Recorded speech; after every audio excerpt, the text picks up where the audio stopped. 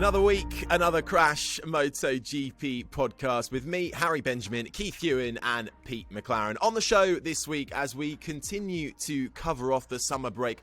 It's not long to go now, just a couple more weeks. We're nearly there.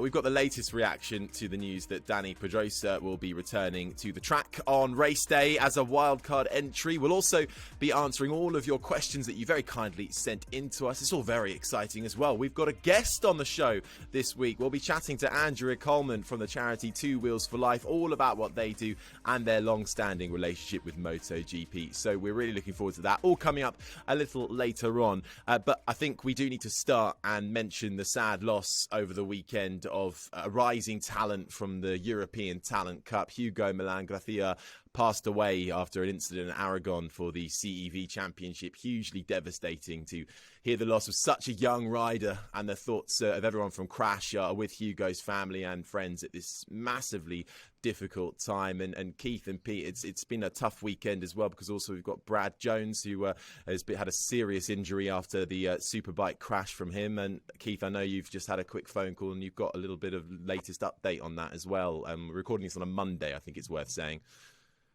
Yeah, Monday, of course, and there's no change really in the condition of Brad Jones at Brands Hatch. I mean, he's a rookie in the Superbike class, well liked. You know, anybody that saw the World Superbikes yesterday, Scott Redding in Parc Ferme wanted to dedicate a win to Brad, who's his friend of his, and to see Scott Redding in tears in Parc Ferme, I nearly died watching it. It's one of those situations where we hope that the outcome will be perfect for Brad Jones. He's in a pharmacological induced coma at the moment. 48 hours are the most important 48 hours of his life. Tuesday morning, we may know more. When this podcast goes out, we should have a better indication as to what is likely to happen with Brad Jones. But everybody wishes the young man well, and a full fast recovery, of course.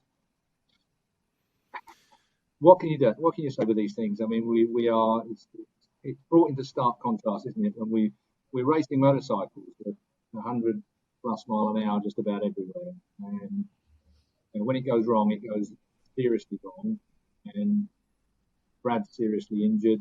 In the case of the youngster at Aragon, of all places, a Grand Prix track, a safe racetrack. When you fall down in the middle of the track and you are collected by another motorcycle travelling at that velocity, the outcome is never that great. But young Hugo becomes a trackside to his injuries. It sparks another massive debate about whether these guys are too young. You know, are you ever old enough to be killed in a racetrack incident? Would be what a lot of people would say straight away. But when somebody's 14 years old, and this is not a new thing. This has happened over the decades. I remember a lovely youngster, Chris Jones, at Kedal Park.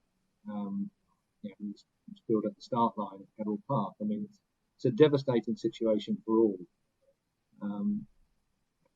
All of us have lost close friends around the racetracks during the course of the year, and when we speak with Andrea a little bit later on, Andrea has first-hand and very, very personal experience of that very thing. So hopefully we won't be too morbid over it, but there will be a debate that's raging right now in the boardrooms of motorcycle organisers regarding whether 13, 14-year-olds should be allowed to be at risk at that speed in these circumstances. Absolutely, yeah. I think very much watch this space. I don't think it will be the last time we talk about this, but just to echo again our thoughts, obviously, to the sad loss of Hugo Millán and sending as many well wishes as possible to Brad Jones, who is currently seriously ill in hospital after that Superbike crash. Now, though, we are adding one more into the mix for this week's podcast, and we're absolutely delighted to be joined by Andrea Coleman, who is the co-founder and CEO of Two Wheels for Life. She's a former motorcycle racer as well, and has dedicated her life to using motorcycles for humanitarian causes, and has built something quite spectacular at Two Wheels for Life. She's also, of course, loves MotoGP. Andrea, welcome to the show. Lovely to have you on with us. Thank you for taking the time, first of all, to give us your time this afternoon. I suppose my first question to you is, could you just explain a bit about what Two Wheels for Life was set up for and why you set it up? Yeah, well, as you say, I've been involved in motorcycle racing all my life. I'm a motorcyclist through and through. So one of the things that really inspired us to start the organisation many years ago, 30 years ago, was that we saw women and children in Africa not able to reach healthcare or have healthcare get to them. And we knew that motorcycles was really the answer to that. And making sure that people are highly trained in road safety, knowing how to ride, knowing how to maintain their bikes is really key to that. So that's where we started. And we now have an African-led Riders for Health, which was my first organisation. And we now have Two Wheels for Life, based in the UK and focused really on MotoGP and fundraising for the work in Africa. Andrea, there's no doubt about it that you're embedded in motorbikes, that's for sure. And you've been lucky enough to have two great husbands in your life. Normally most people only have one, but being married to Tom Herron, I alluded to it a little earlier, but Tom Herron, a superb motorcycle racer, sadly taken from us at the Northwest 200. And then Barry Coleman, who is a remarkable man, I must say, Barry Coleman. I love your husband almost as much as I love you. There's no doubt about it. He was co-founder with Two Wheels for Life, co-founder Riders for Health, and came up with some superb ideas to work through the complexities of putting together an international organisation with such a great remit, with such a great responsibility, a humanitarian responsibility. Yes, well, I feel that today is for so many reasons a very good, an appropriate time to talk about the start of Riders for Health, and really that's linked to. I'd just like to make sure that the people who are listening know that I have had one amazing husband and then another one, but not married to them at the same time, just so that we make that absolutely clear. I was privileged and amazingly lucky to be married to Tom. Tom, a rider from Northern Ireland, and who really tackled the MotoGP or the Grand Prix circuits at that time when road racing was really the heart and soul of the Northern Ireland racing community. And so we travelled in Europe, and Tom was very successful, ending up as a Suzuki Works rider together with Barry Sheene. And so his career was extraordinary, and a very humble and very funny and wonderful human being, of course, as well as being an amazing motorcycle racer. By the way, we were often talked about the time we first saw the young Keith Huewen. I remember Tom saying, "Who's that?" And, he was just so fast and suddenly appeared on the scene. So just a little promo there for Keith's start in racing.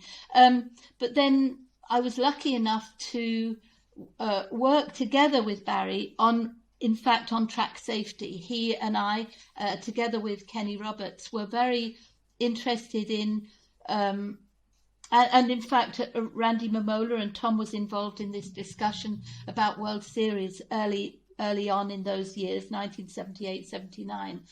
And so I think we've all been very concerned about how to make racing as safe as possible. And we've been extraordinarily lucky over that time to see, led by Mike Trimby, how the International Race Teams Association and Dorna have made racing and continue to talk about how to work on how to make racing as safe as it possibly can be, knowing the inherent issues that exist. So Barry Coleman, my husband, wrote a book, a really wonderful book about Kenny Roberts, and continues to be a student of the American racing, but also we're lucky enough to have Randy Mamola as our co-founder, both of Riders for Health and of Two Wheels for Life. And Randy is very unusual in that he's had a very long racing career, but has ridden, I think, for every race team, but has very rarely had an accident. He's always put safety beyond and above and beyond everything else. I know carpal tunnel syndrome dogged him a lot, but in terms of racing injuries, we've been very, very fortunate with Randy. So I just wanted to bring together those issues. But one of the things that inspired us to start Riders for Health was to show that though motorcycle racing can be dangerous, and we know this morning those terrible accidents have occurred over the weekend, that we wanted to do something to show that motorcycles are a really amazing tool and can save lives in Africa. And motorcycles can get to places in rural Africa where nothing else can go.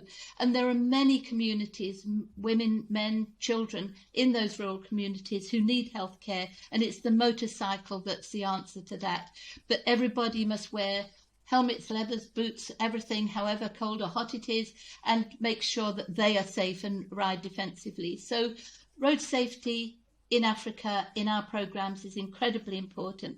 And I think these things, we have to think all the time about the joy of motorcycling, the thrill and the expertise that goes into motorcycle racing, but constantly at the same time think about safety and how we do that better and better all the time. Been recognised though, hasn't it, Andrea, by so many big names, Bill Gates being one of them. There's a lot of people that have recognised the work that you're doing through motorcycling in Africa. Yeah, we've been supported, and we are supported by some people who are very serious about getting healthcare to rural Africa. Elton John has been a big supporter with his EJAF organisation. Bill Gates, World Health Organization are very enthusiastic. Well, I wouldn't say enthusiastic. I'd say they know that we bring a solution that very few people can bring, especially for rural Africa. And, rural Africa can be very much neglected just because it's so hard to address. So because we've come up with a solution that is around motorcycles, then people think very highly of the work that we're doing there. And one other thing I think is really important, that we've always put leadership of women and leadership of African leadership at the forefront. And I think that's also fits very well. We did that 30 years ago, but it's become much more on the agenda now. And so they feel that our DNA is really very fitting for development now. It's a difficult world, though, isn't it, Andrea, with the way that people see charities at the moment? I mean, it's easy to kind of ignore overseas charities and the like. I mean, supporting your wonky donkey for £3 a month or animal charities are struggling. Everybody's struggling to bring in the funding that they need to run these things. I mean, how have Two Wheels for Life countered that in these circumstances? Well, in two ways, really. One is that we continue to have the support of Dorna and MotoGP. And so working with them all the time means that we know that although life is very difficult at the moment, and certainly has been over the last 18 months, that the future with MotoGP is strong. We've also been very lucky to get the support in here of the adventure and off-road motorcycling community who haven't been quite so constrained over the last little while. And in the programs in Africa, of course, our work is more needed now than it has been in the past. So organisations like WHO are helping us to continue our work, but it's just not, we're not able to give the support to the programs that we have been. It's really, it has halted us in our tracks in so many ways. Let's talk about the big one then.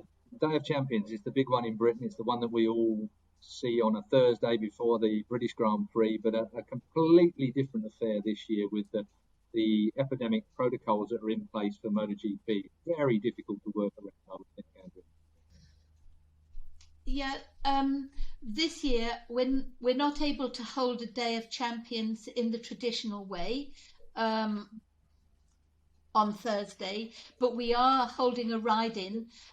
We're already selling tickets on www.twowheelsforlife.org for that ride-in. People start at a cafe, Willoughby Cafe, ride to Silverstone through the countryside, have 3 laps on track, and then ride then off to the Super Sausage for their bacon butty, and to meet Neil Mackenzie and John McGuinness and other riders who are not part of the paddock bubble until later on in the weekend. So we're hoping also, we can't commit to this at the moment because we're not sure of the rules. We're hoping Randy Mamola will also be there. So the ride-in on Thursday will be fun, and we usually have 200 or more riders coming along and being on track.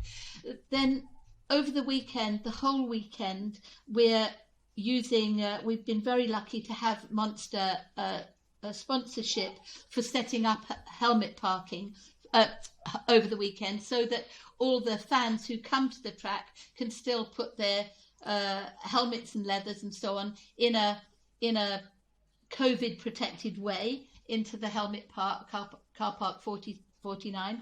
And then over the weekend, we're using the Monster stage for 2 auctions, one on Friday, one on Saturday. And the riders at the moment, the MotoGP riders, are recording encouraging and supportive messages to put on the big screens around the track. And we will have, we're hoping also Randy will be able to join the auctions over the weekend. So we're bringing as much proximity to the MotoGP paddock as we're allowed to do, and to still have our memorabilia, knee sliders from riders. And we have online at the moment Marc Marquez's knee sliders from his win at Sachsenring. So those are the sort of things we'll be bringing along, and as many experiences as we can for the moment the paddock opens up. Oh, I've forgotten something. The 2-seat ride will be taking place on Friday. We've got 10 places to sell, and those will be 2 laps on track with the Ducati 2-seat, plus VIP village for those people over the weekend. You can bring a guest with you into the paddock, and you'll have hospitality all of Friday in the paddock with Ducati, and then VIP hospitality, village hospitality over the weekend. That was a hell of a lot to forget, Andrea. How could I have forgotten that? That all sounds absolutely wonderful, Andrea. And if people can't make it out anywhere, can they still donate and support in any way online, even from home? Is there a way to do that?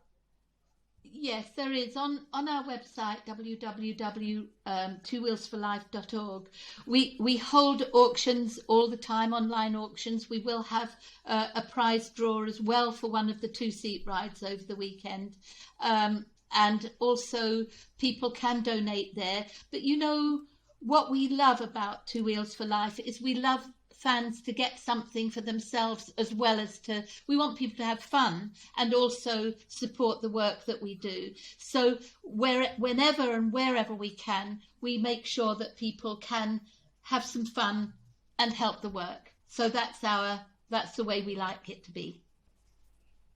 And that is the way it really should be, isn't it? Andrea, thank you so much for taking a bit of time to come with us. Everything, if you missed any of that or you want to go and see more of it yourself, as Andrea said, twowheelsforlife.org is the website. Now, Andrea, before we let you go and get on with your day, this is, of course, a very professional and serious MotoGP podcast, and we know you are a MotoGP fan. And what we've asked everybody to do, including our listeners and ourselves, is give their top 3 for the championship predictions. Now, are you up for the challenge of predicting who will win, who will come second, and who will come third in the overall championship, in the rider standings come the end of the year? Are you up for it?